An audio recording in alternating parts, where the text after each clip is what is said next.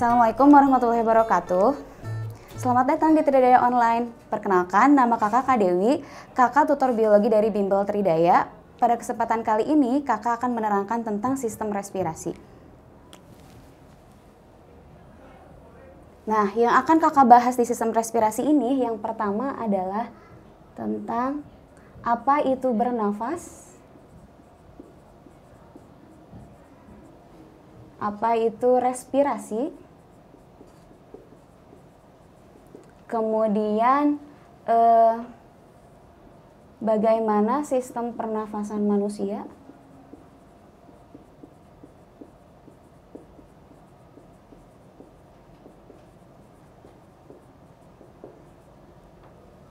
kemudian yang ketiga, bagaimana mekanisme pertukaran O2 dan CO2.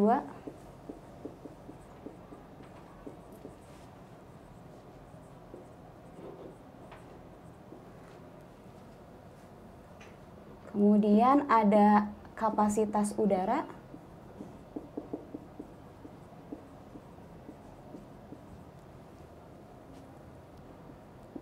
Yang kelima ada jenis pernafasan.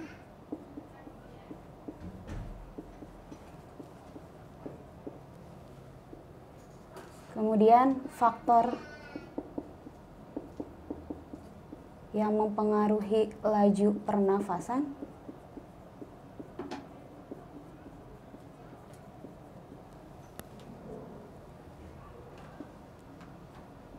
Kemudian ada gangguan pernafasan manusia.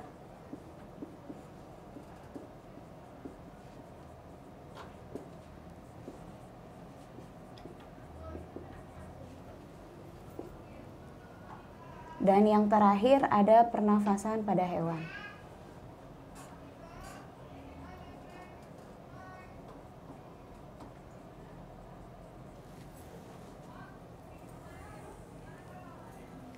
Ya, kita bahas satu-satu dulu ya. Yang pertama dari bernafas dan respirasi. Apa itu bernafas? Bernafas adalah proses masuknya udara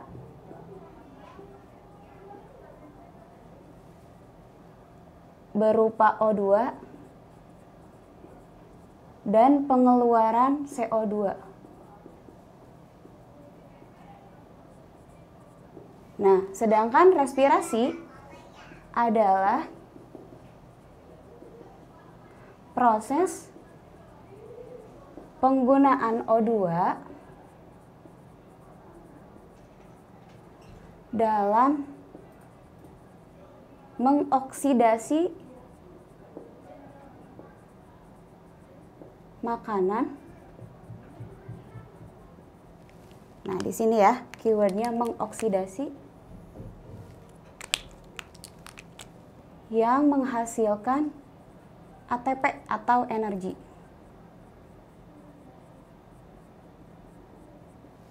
Gitu, supaya lebih jelas lagi ya, O2 itu digunakan untuk apa di dalam tubuh kita. Kemudian yang kedua, sistem pernafasan pada manusia.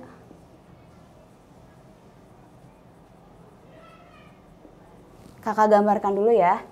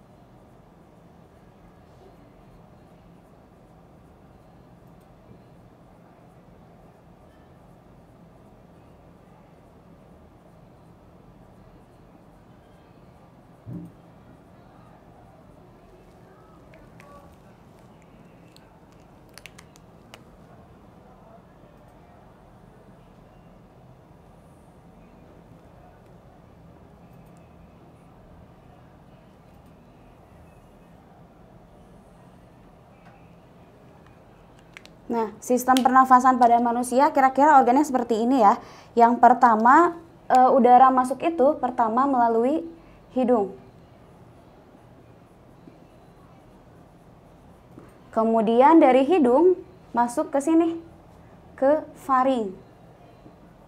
Di bawah faring, di sini ada laring. Dan yang punya cincin tulang rawan ini disebut trakea. Nah, trakea punya cabang namanya bronkus. Bronkusnya bercabang lagi menjadi bronkiolus yang ini ya.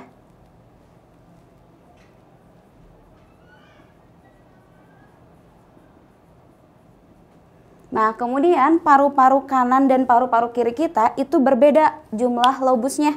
Jadi yang kanan itu lebih banyak daripada yang kiri, bisa dilihat sendiri ya.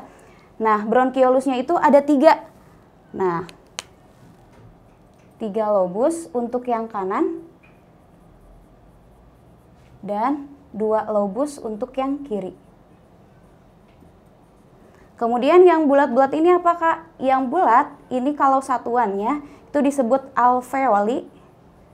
Tapi kalau semuanya segini, ini adalah alveolus. Seperti itu. Kakak jelaskan ya bagaimana sistem yang bekerja pada organ tersebut. Nah, yang pertama dari hidung dulu ya.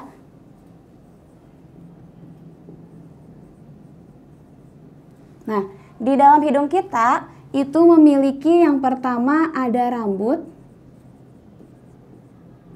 yang berfungsi sebagai penyaring udara.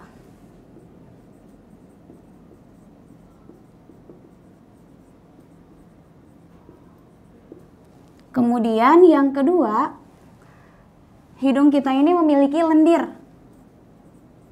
Fungsinya adalah untuk melembabkan udara.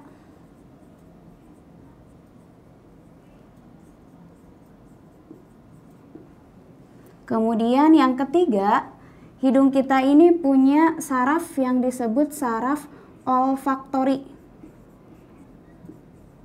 Ini khusus untuk hidung ya, indera penciuman, disebut saraf olfaktori.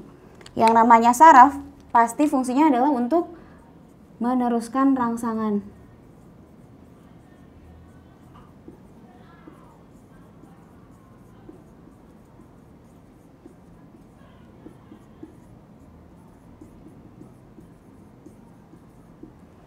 Nah, sebetulnya saraf olfaktori di dalam hidung itu dibagi menjadi 2. Ada bagian yang disebut traktus olfaktori dan ada bulbus olfaktori. Sebetulnya fungsinya sama untuk meneruskan rangsangan, hanya letaknya saja yang berbeda. Kalau traktus olfaktori itu letaknya di ujung hidung. Kalau bulbus olfaktori itu letaknya di otak. Jadi memang fungsinya hanya untuk menerima rangsangan berupa penciuman, seperti itu. Nah, selain itu di dalam hidung kita terdapat pembuluh darah.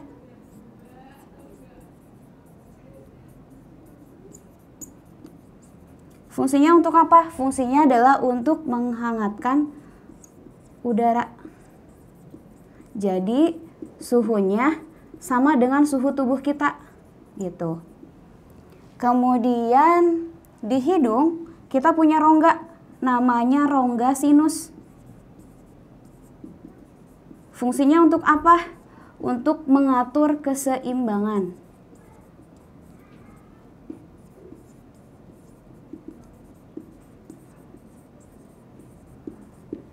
Nah, udara yang masuk ke dalam hidung diteruskan ke dalam faring. Yang kedua adalah faring. Nah, ada apa aja di dalam faring? Di dalam faring kita memiliki katup. Namanya katup epiglotis.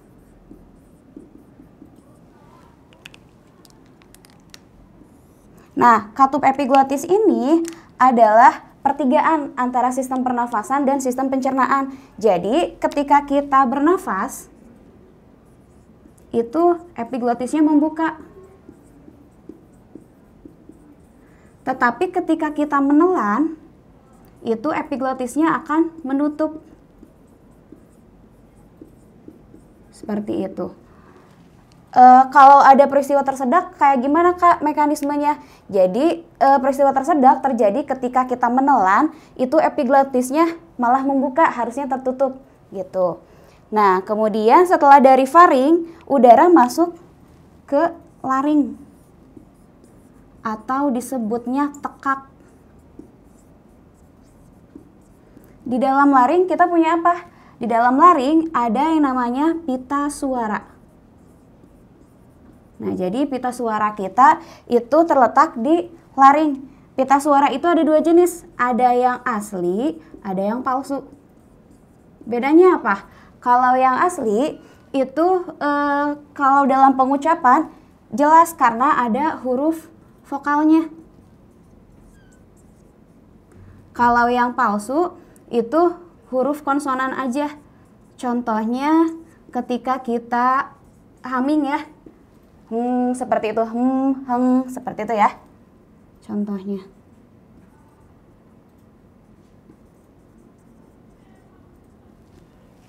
Nah, kakak hapus dulu ya papan tulisnya.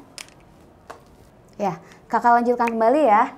Yang keempat, setelah dari laring kita masuk ke trakea. Atau bahasa Indonesianya tenggorokan.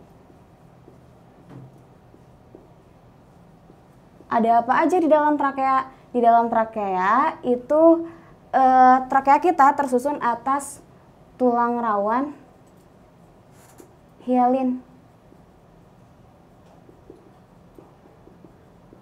Kemudian di dalamnya terdapat epitel bersilia. Jadi kalau digambarkan kira-kira seperti ini. Ini kan trakea. Kemudian epitelnya itu adalah epitel bersilia dan arah silianya itu ke atas.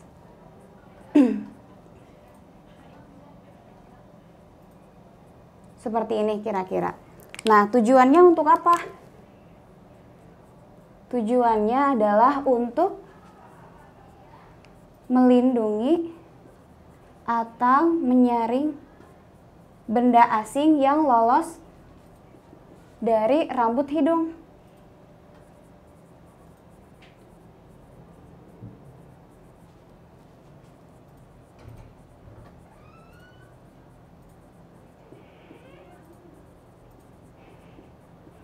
Nah, setelah itu dari trakea masuk ke bronkus,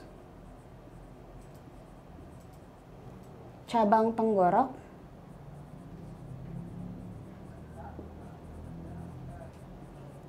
di sini udaranya hanya lewat, kemudian masuk ke bronkiolus, juga sama, hanya lewat saja. Bronkiolus disebut juga cabang batang tenggorok.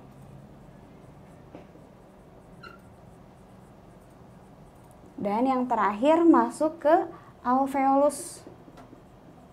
Nah, di sini ya peran yang paling utamanya. Jadi di alveolus ini terjadi pertukaran atau difusi gas O2 dan CO2. Kemudian alveolus ini dia ciri-cirinya memiliki dinding yang tipis. Nah, karena dindingnya tipis, dia dilindungi oleh selaput yang disebut selaput pleura.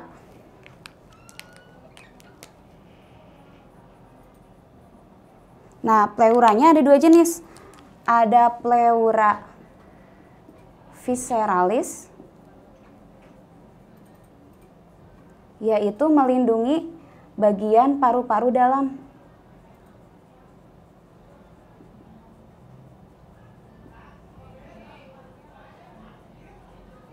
Kemudian ada juga pleura parietalis.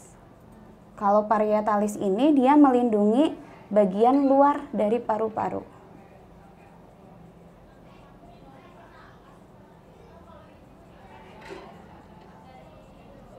Nah, selain dinding tipis dan berselaput pleura, alveolus juga memiliki banyak kapiler atau banyak pembuluh.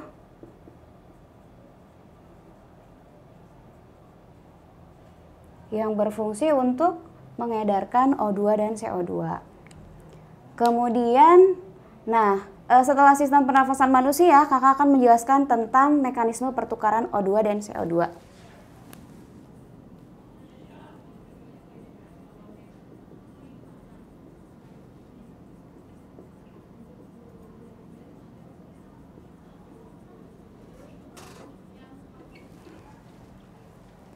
Nah, mekanisme pertukaran O2 dan CO2, yang pertama dari O2 dulu ya.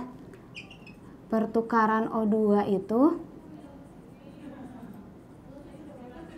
dibantu oleh suatu zat yang ada di dalam darah, namanya hemoglobin. Dibantu oleh Hb atau hemoglobin. Dengan cara apa? Dengan cara diikat. Jadi seperti ini. Ada Hb4 tambah 4O2. Jadi 4HbO2. Atau disebutnya oksihemoglobin.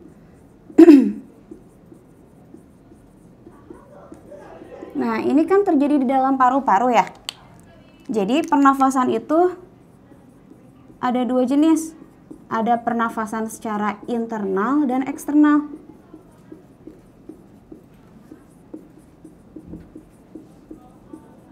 Internalnya itu terjadi di dalam sel. Kemudian eksternalnya terjadi di dalam paru-paru. Nah, tadi setelah O2-nya diikat oleh Hb, kakak gambarkan lagi ya. Jadi misalkan di sini ada paru-paru. Nah, dari paru-paru ini kan O2 masuk ya. O2 masuk. Kemudian O2 ini nanti diikat oleh Hb menjadi HbO2 yang tadi ya. Kemudian mereka kemana? Mereka masuk ke dalam sel. Masih ingat pelajaran tentang sel di semester pertama ya? Ada organel sel yang seperti ini. Namanya adalah mitokondria.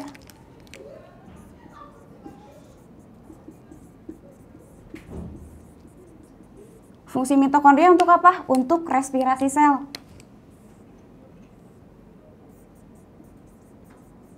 Nah, jadi setelah O2-nya itu diikat oleh Hb, O2-nya masuk ke dalam mitokondria. Jadi Hb-nya dilepas lagi. Nah, O2-nya ngapain di dalam mitokondria?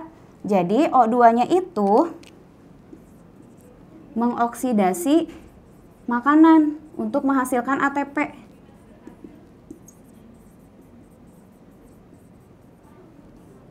Kira-kira seperti ini contohnya. Ada C6H12O6 dioksidasi oleh oksigen menghasilkan ATP atau energi dan CO2. Gitu. Nah, nanti ATP-nya digunakan untuk beraktivitas. O2-nya dilepaskan karena CO2 harus dilepaskan karena CO2 itu di dalam tubuh adalah racun. Gitu. Kakak hapus lagi ya. Ya, kakak lanjutkan lagi ya. Nah, kalau yang tadi itu ada mekanisme pertukaran O2, sekarang ada mekanisme pertukaran CO2.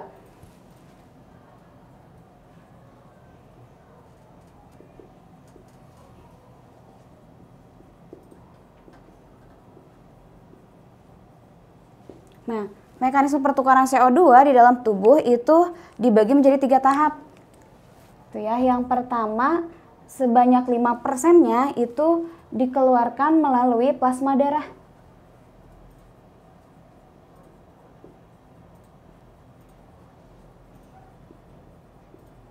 sebanyak 5%.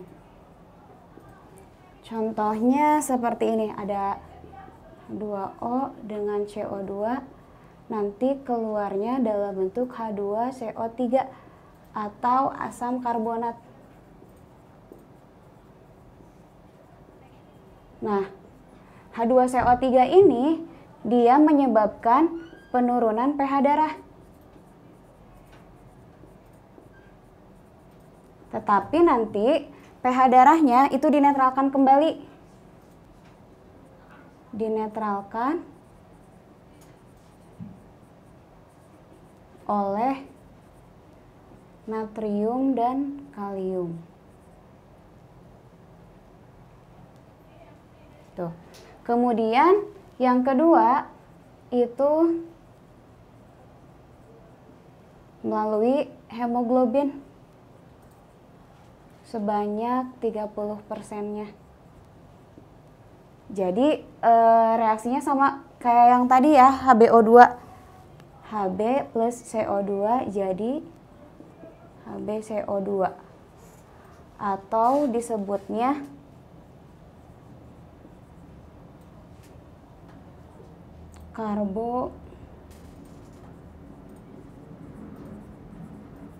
karbominohemoglobin. Gitu. Jadi nanti Hb-nya masuk lagi ke dalam darah, kemudian CO2-nya nanti dilepas. Gitu.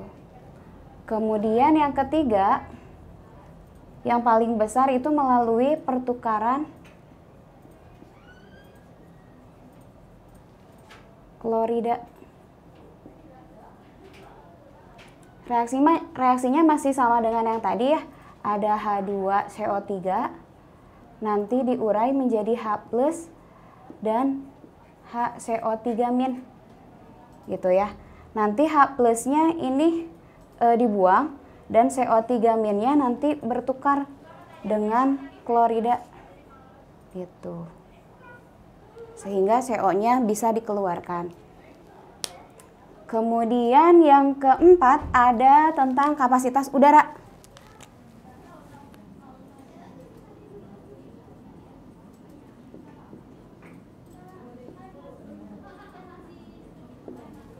Nah, kapasitas udara itu ada beberapa jenis ya. Yang pertama itu ada yang disebut dengan udara tidal. Udara tidal adalah udara pernafasan biasa.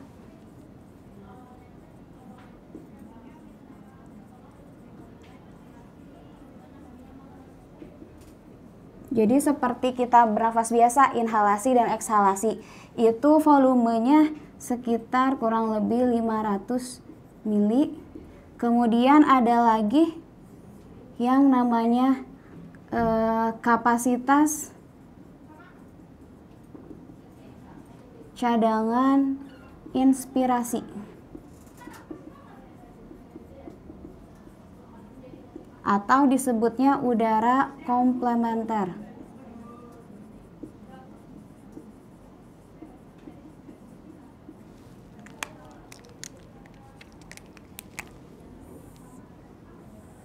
Nah, udara yang seperti apa? Jadi, kalau cadangan inspirasi itu adalah udara yang kita ambil atau inspirasi setelah pernafasan biasa. Gitu ya. Udara inspirasi maksimal setelah pernafasan biasa.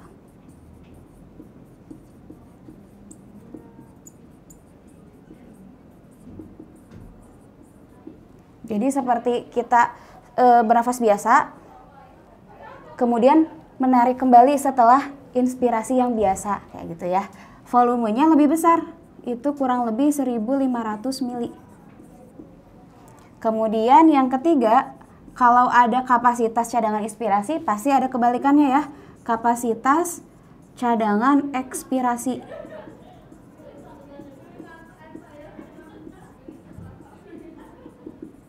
Atau disebut juga udara suplementer.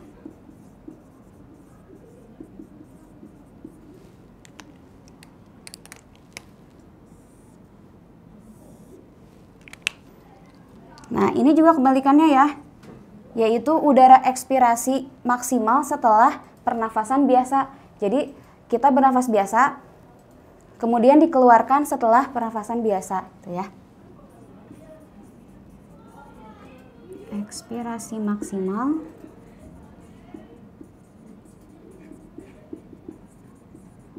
setelah pernafasan biasa.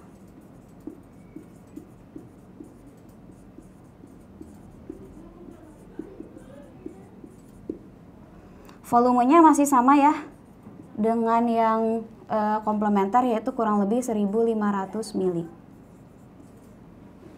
Nah, yang keempat itu ada udara residu. Udara residu itu apa? Udara residu itu adalah udara yang disimpan di dalam paru-paru, jadi memang tidak bisa dikeluarkan. Udara yang disimpan dalam paru-paru. Volumenya sama seperti udara tidal, kurang lebih 500 mili. Nah, masih ada lagi ya, dua lagi, ada kapasitas vital dan kapasitas total. Kakak akan jelaskan ya setelah dihapus dulu papan tulisnya. Nah, yang kelima, ini ada kapasitas vital. Kapasitas vital itu adalah kapasitas udara tidal, pernafasan biasa ya, ditambah dengan cadangan inspirasi atau komplementer, ditambah dengan cadangan ekspirasi atau suplementer. Nah, volumenya kurang lebih 3.500 mili. Dan yang terakhir ada kapasitas total. Kapasitas total itu adalah kapasitas vital yang tadi ya, 3 ini, ditambah dengan residu atau sisanya. Jadi volumenya lebih besar, kurang lebih 4.000 mili. Gitu. Kemudian yang kelima, ada jenis pernafasan.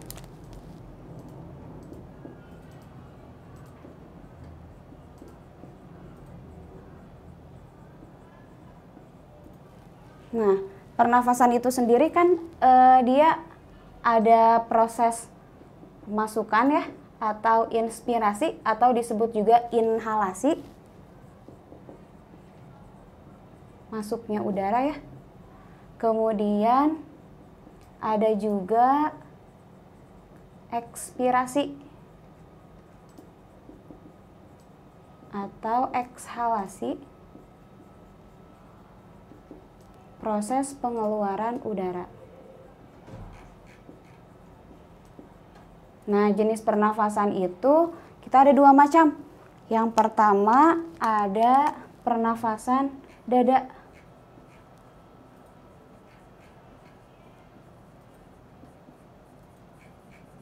Nah, kalau pernafasan dada itu bisa bekerja karena adanya kontraksi dan relaksasi dari otot antar tulang rusuk terluar atau disebut juga musculus intercostalis externa.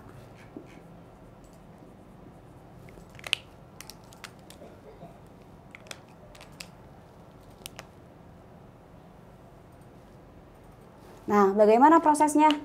Prosesnya itu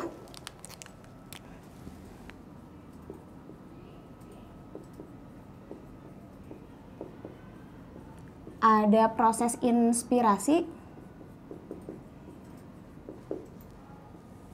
dan ada proses ekspirasi. Nah, yang namanya inspirasi berarti itu bekerja atas otot yang berkontraksi. Jadi yang tadi musculus intercostalis externanya berkontraksi.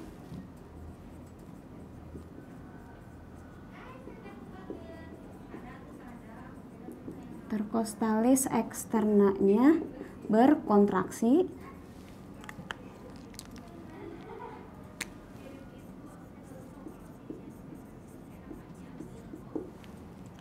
Kemudian tekanan di luar paru-paru itu tinggi.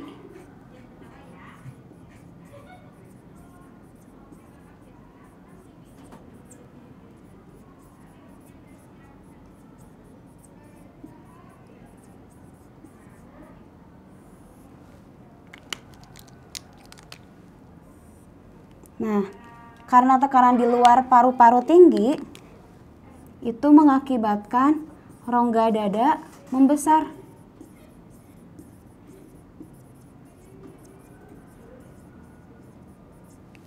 Sehingga bisa terjadi yang namanya inspirasi.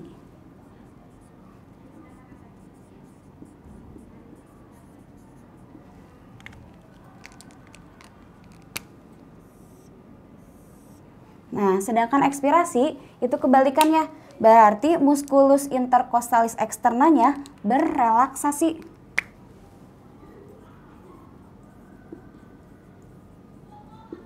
Kemudian tekanan di luar paru-parunya rendah. Rongga dadanya mengecil.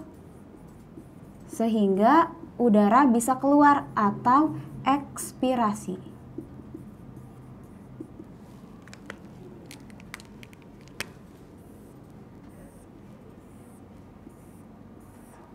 Nah, itu baru pernafasan dada. Kemudian yang kedua ada pernafasan perut.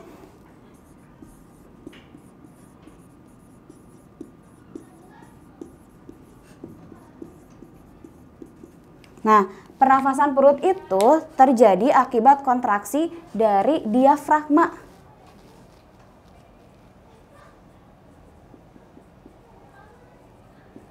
Jadi diafragma ini adalah sekat antara yang atasnya adalah paru-paru dengan bagian yang di bawahnya yaitu perut. Gitu. Bagaimana mekanismenya? Sebenarnya sama aja ya, cuman diganti aja musculus intercostalis eksternanya dengan diafragma.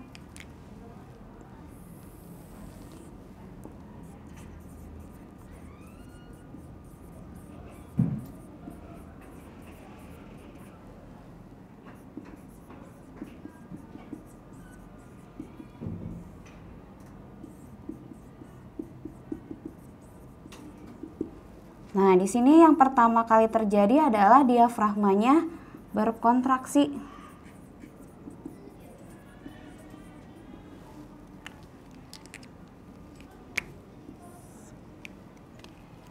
Kemudian tekanan di luar paru-parunya tinggi.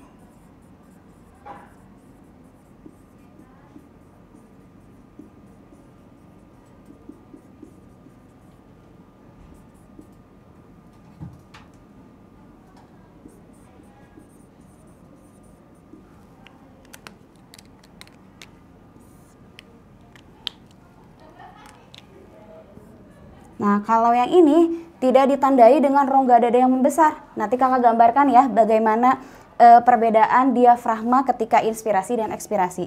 Jadi di sini langsung tekanan di luar paru-paru tinggi, maka terjadi inspirasi.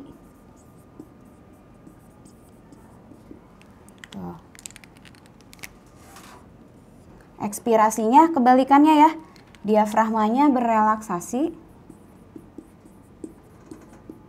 Kemudian tekanan di luar paru-parunya rendah, maka terjadi ekspirasi.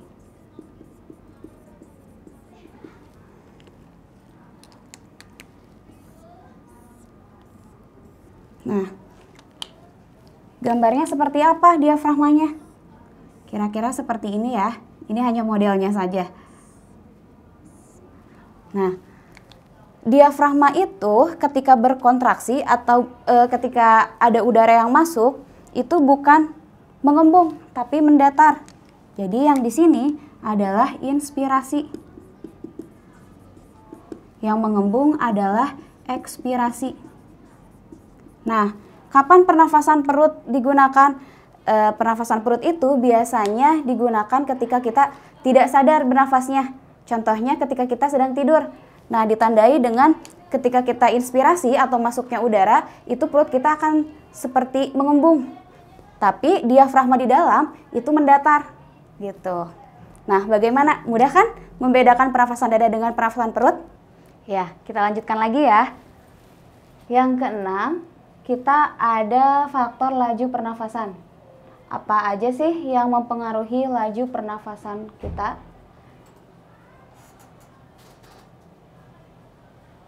Biar lebih mudah lagi, dibuatkan tabel ya.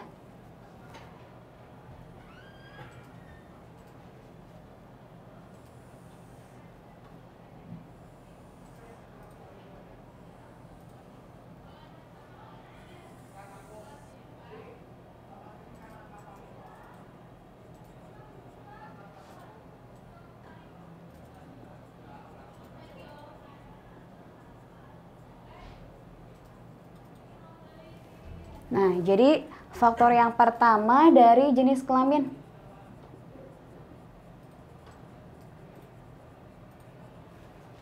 Kakak buat seperti ini ya, jadi semakin ke kanan semakin cepat laju pernafasannya. Jadi antara laki-laki dengan perempuan itu laju pernafasannya lebih cepat laki-laki daripada perempuan.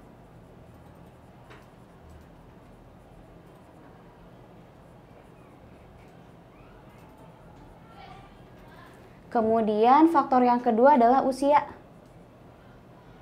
Semakin tua itu semakin rendah laju pernafasannya. Itu dipengaruhi oleh faktor fisiologisnya ya, karena semakin tua organ dari sistem tubuhnya atau fisiologisnya itu semakin turun juga. Kemudian dari berat badan.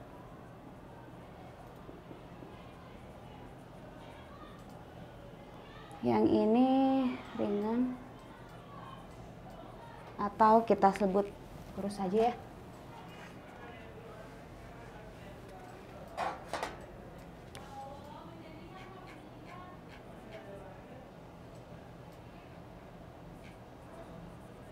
Nah, jadi orang yang gemuk itu dia laju pernafasannya lebih cepat dibandingkan dengan orang yang kurus. Kemudian dari aktivitas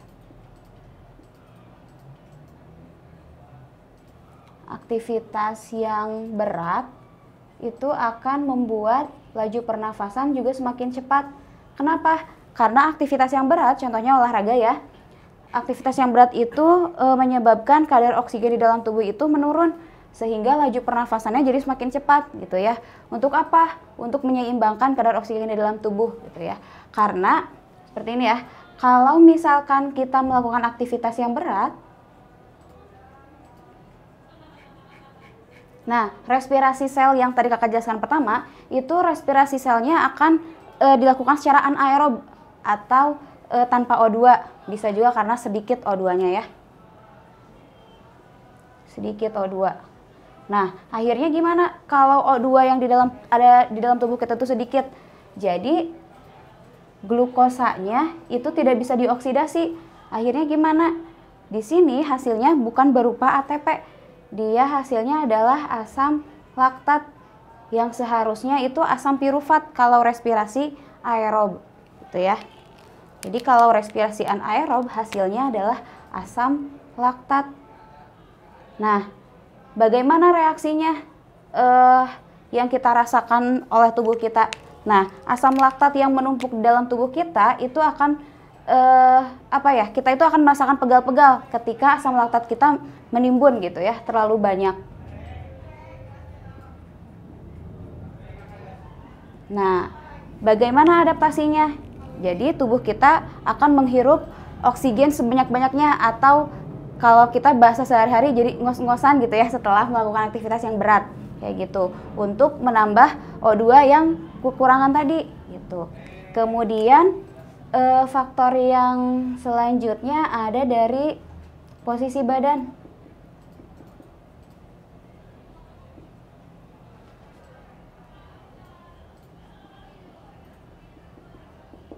Nah, posisi badan ketika berbaring itu akan menyebabkan pemasukan O2 kita itu sedikit. Makanya saat berbaring itu laju pernafasannya jadi cepat gitu ya, untuk menambah O2 yang kurang tadi gitu ya. Nah, seperti ini ya faktor dari laju pernafasan. Kemudian yang selanjutnya kita akan membahas tentang gangguan pernafasan pada manusia.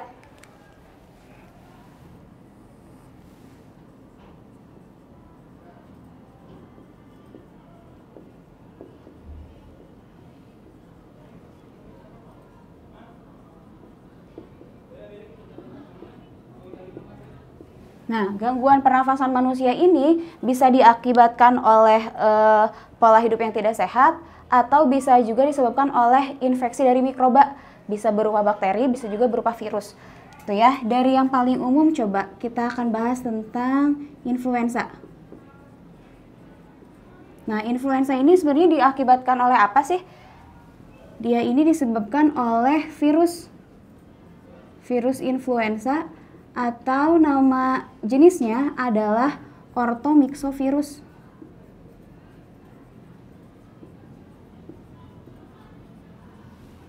Nah, orthomyxovirus ini kalau sistem imun kita sedang menurun, itu akan menyebabkan peradangan atau inflamasi. Makanya demam ketika influenza itu bisa disertai dengan radang tenggorokan, seperti itu ya. Kemudian yang kedua ada asma. Nah, kalau asma ini adalah penyempitan saluran pernafasan.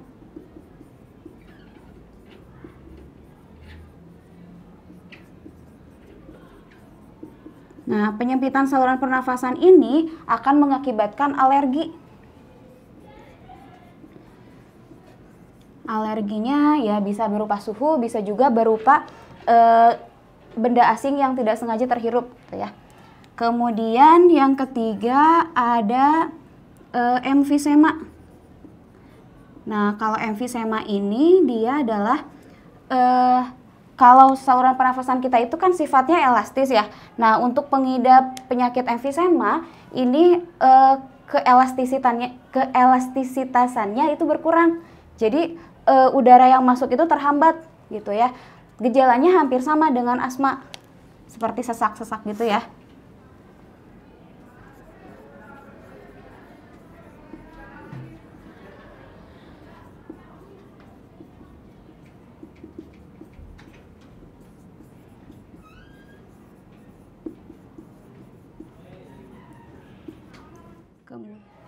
Nah, yang keempat, ada gangguan yang disebut asfiksi. Asfiksi itu adalah gangguan pengangkutan O2.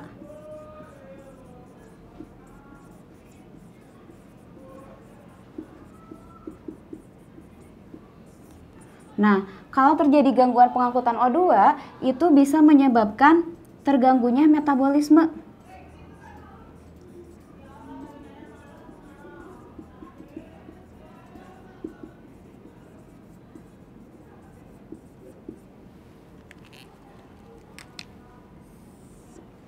Nah, kalau yang kelima ini adalah kebalikan dari asfiksi, yaitu asidosis, yaitu gangguan pengangkutan CO2.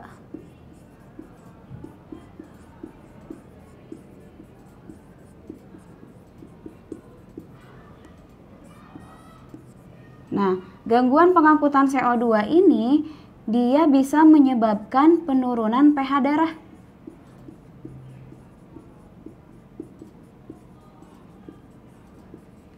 Nah, tetapi pH darah yang menurun ini dia bisa dinaikkan lagi atau bisa dinetralkan kembali. Dinetralkan melalui pompa ion natrium dan kalium. Gitu.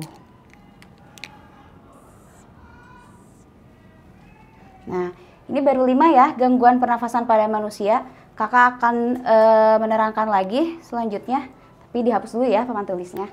Yang keenam itu ada peradangan atau inflamasi.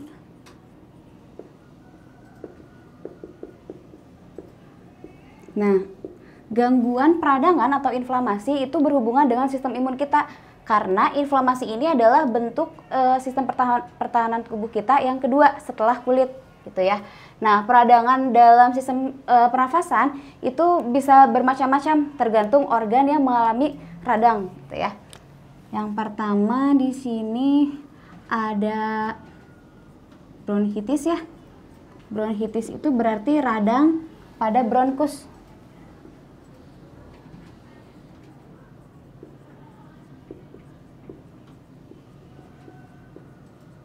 Kemudian ada lagi TBC atau tuberkulosis.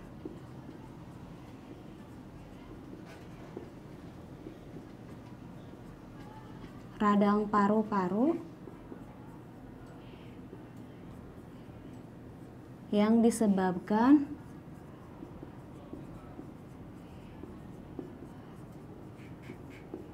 oleh bakteri. Namanya Mycobacterium tuberculosa.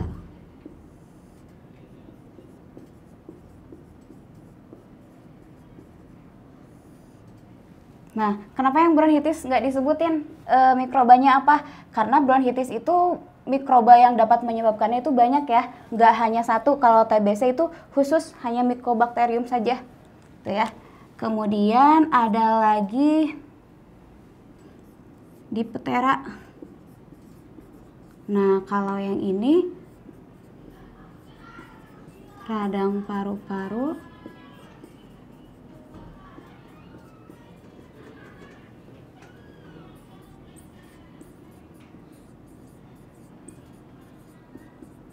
yang disebabkan oleh bakteri Streptococcus.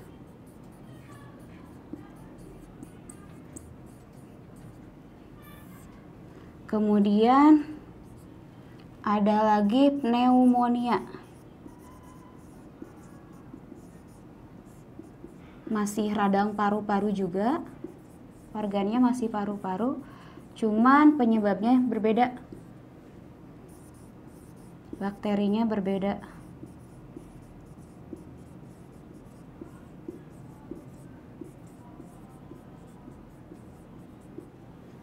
Namanya Diplococcus pneumoniae.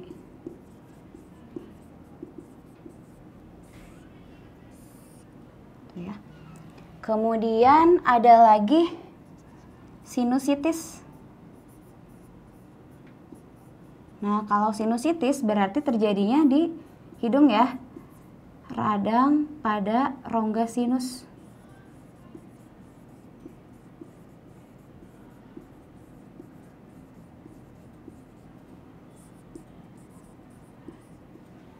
Seperti itu. Mungkin segitu ya tentang gangguan pernafasan pada manusia, karena di sini peradangannya juga banyak ya. Kita lanjutkan pada pernafasan pada hewan. Ya.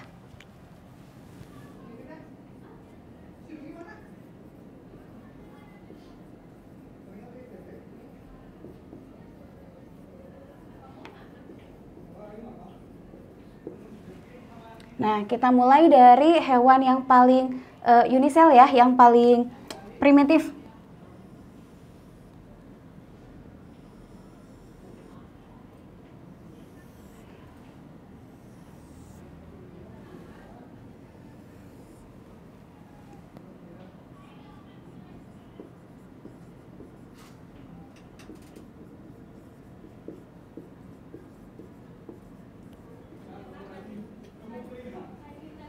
Yang pertama dari protozoa, masih ingat nggak? Ada di kelas 10 tentang kingdom Protista. Nah, contohnya adalah amuba yang paling umumnya.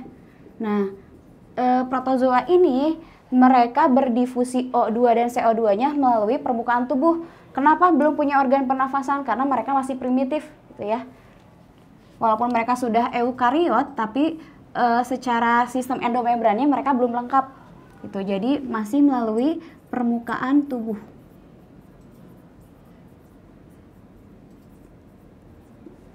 Kemudian ada lagi porifera. Nah, porifera juga masih invertebrata ya. Dia adalah hewan laut yang disebut hewan sesil. Sesil itu adalah hewan yang tidak berpindah, artinya dia berdiam di situ terus di substratnya, gitu ya. Nah, alat pernafasannya itu dia bertukar O2 dan CO2-nya itu melalui ini ya, celah yang disebut spongosul.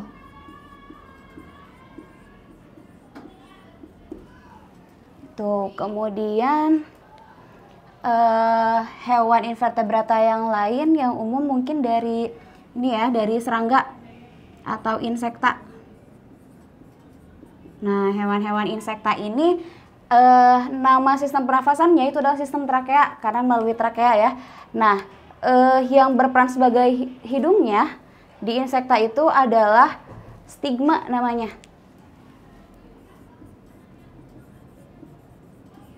Ya, jadi semacam lubang yang ada di sekitar wajahnya.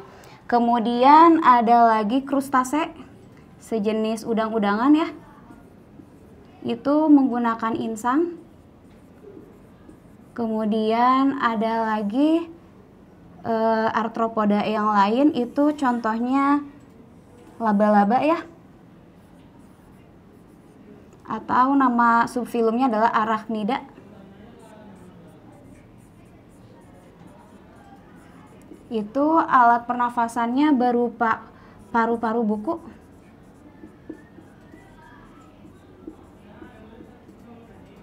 Kemudian kalau cacing, mau itu cacing Platyhelminthes, Nemathelminthes, dan Annelida itu menggunakan kulit ya. Kemudian masuk ke vertebrata. Vertebrata pertama itu ada Pisces.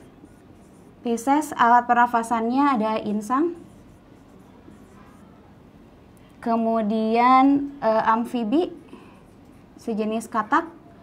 Nah, kalau dia ini ada dua organ pernafasan ya.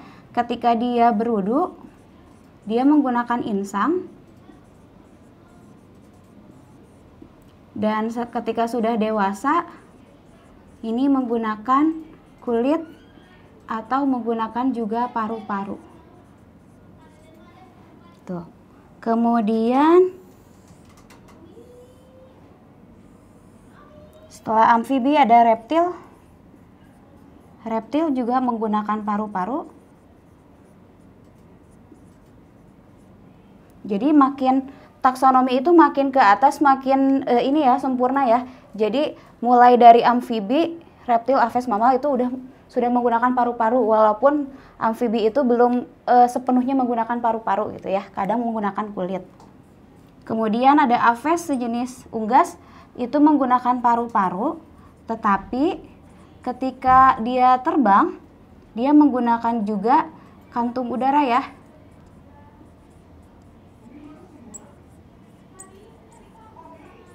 Gitu. Kenapa harus menggunakan kantung udara? Karena letak paru-parunya itu secara anatomi dia berdekatan dengan ini tulang-tulang sayap. Jadi ketika dia terbang, kalau dia bernafas menggunakan paru-paru itu akan terganggu karena anatominya berdekatan gitu ya antara tulang sayap dengan paru-parunya. Kemudian yang terakhir mamal.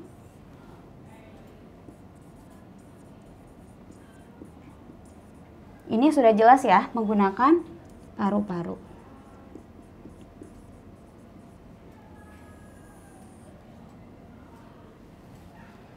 Nah, bagaimana?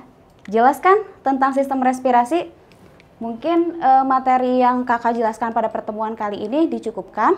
Kalau ada yang mau ditanyakan bisa ditanyakan melalui web kita ya di bimbeltridaya.com. Terima kasih, sampai ketemu di kesempatan selanjutnya.